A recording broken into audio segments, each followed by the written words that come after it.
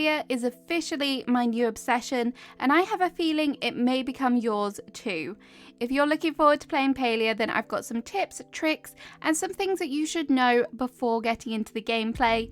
I hope you'll find these helpful.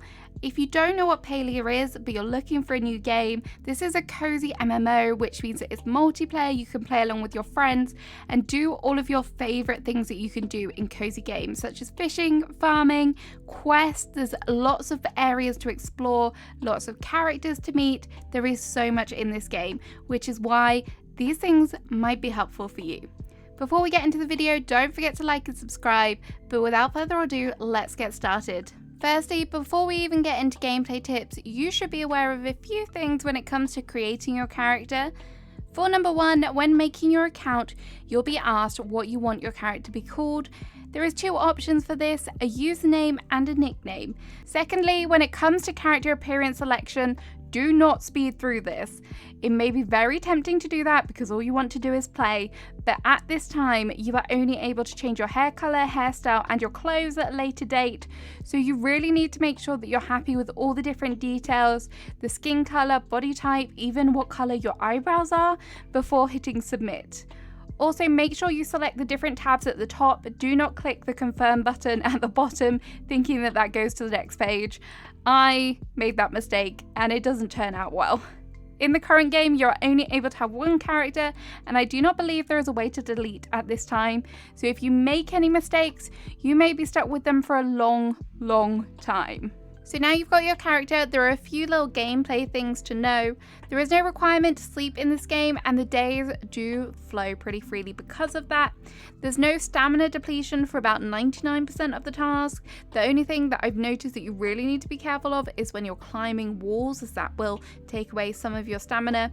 You really are able to play at any time during the day, and this is reflected in things and changes that you might notice in the world with like bugs and flora and fauna. I really do love the freedom about this game, and sometimes when playing farming sims, having to go back to bed and having that time constraint on your play can feel a little bit restrictive. So I'm glad that that doesn't exist here. With all that being said, there is still a day to night cycle, and a whole day of Palia is approximately 1 hour of gameplay, and this is important for a few reasons. Firstly, a new day will start at 6 AM, and this is when your crops will tick over, so try and get all of your farming chores done before this time. You'll need to water them, fertilize them, harvest them, etc. So try and get it done before then. And secondly, when it comes to selling items, you will have a shipping bin at your home, and this is where you can ship off items. They get shipped off every 30 minutes or at 6 AM, 6 PM in-game time. So just be wary of the time when it comes to selling items, as you might be in need of some gold, but have to wait a little while longer to get some. There is also a timer on the shipping bin, which will tell you how long you've got left, which I just think is really helpful as well.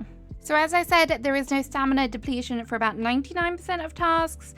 There is some for climbing walls and climbing things, so just be mindful of that when it comes to climbing a cliff. If you decide to climb a cliff, you will lose more stamina by jumping out the cliff, so take that in mind as well.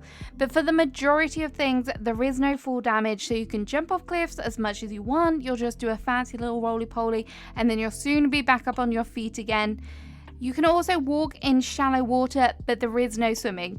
If you happen to fall into deep water or get confused and think the shallow is actually not so shallow, then you will get pushed back onto the shore near to where you entered the water. You won't die, you won't lose any health, because that isn't a mechanic in this game, but just be mindful of it, as it will just take a few seconds of your time to get transported back there. Whilst we're on the topic of movement, the map is very big, and spoiler, there is other expansions as well, so it will be even bigger than what you see. But do not worry, there is fast travel. You can return back to your home by clicking the map and then just clicking the return home button. There is a cooldown for about 30 minutes for this kind of ability. However, you can also fast travel around, but it will cost you gold, so just be mindful of that. Sometimes it's a little bit expensive, but sometimes it's worth it because it can be a long way to go. So if you find any of these little icons or notice boards around the map, then you can head towards one, and then you will be able to pay to travel to wherever you want to go. They do come in handy because I think it is quite a big map, and although there is a sprint button which you can use by just pressing shift, the fast travel ability does definitely speed things up even more. For number 7, we're going to talk about cooking and eating.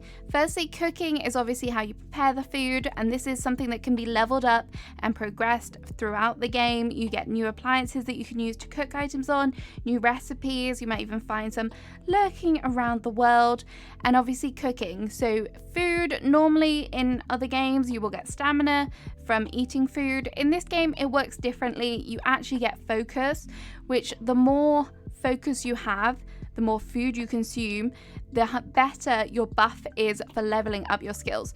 So if you want to see how big your buff is, you can go into your character profile, and then down the bottom there is a little bar, and if you just hover over that, it will tell you how much of a buff you are getting from the food that you've consumed. Obviously, the higher that bar is, the more the buff is going to be.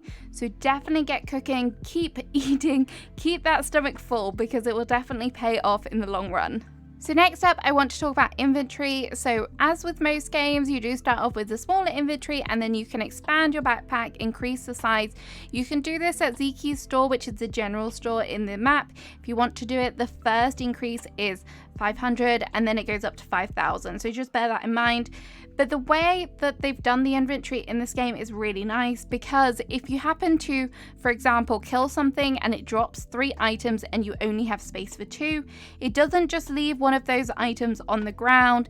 It actually moves that extra item into an overflow area that once you're back at your home, you can actually move that item into storage so you don't lose it. I think that's a great ability. Obviously, you can't pick up any more items once you've hit that overflow area, but it is just a really nice thing to have there, so you're not leaving things scattered all around the map.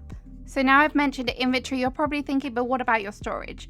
Well, you will get a storage box to place down at your home, and here you'll have 400 slots, which is a lot to begin with. If you craft an extra storage box, you'll get an extra 400 slots, and in total you can place down 8 chests, which is a total of 32,000 if my maths is correct. You do not need to worry about picking up a whole storage box and having to clear out the storage box, which is great because you can move it by entering the H mode, which is essentially the build mode, and just move it around. You can also remove it from the world, and then if you go back into the storage chest, it just shows you the same amount of items. It's just out of 400, so you won't be able to put more items in there until you place another chest down. But the way that the storage system is done is really, really nice. You are able to kind of automatically craft from your storage, which is another amazing thing. I hate having to go into storage boxes, find things, and then have to craft it. One thing to note is, though, it doesn't pull automatically from machines such as a sawmill that I've noticed so far. You have to go into those machines and remove them, and then put them into your storage or into your inventory, and then craft from there. For number 10, I'm going to talk about NPCs, shopping, and just generally chatting with them. So I have mentioned already that you can play throughout the night, you can play throughout the day, you can any in-game time you can play the game. But you might be thinking, well, there are lots of NPCs in this game, there's lots of shops that I can purchase from. What do you do on a night? Do the shops close? Well, they don't. The shops technically do not close. You have to not necessarily go to the shop when the NPC is not there. You can actually still trade with them when they're out and about.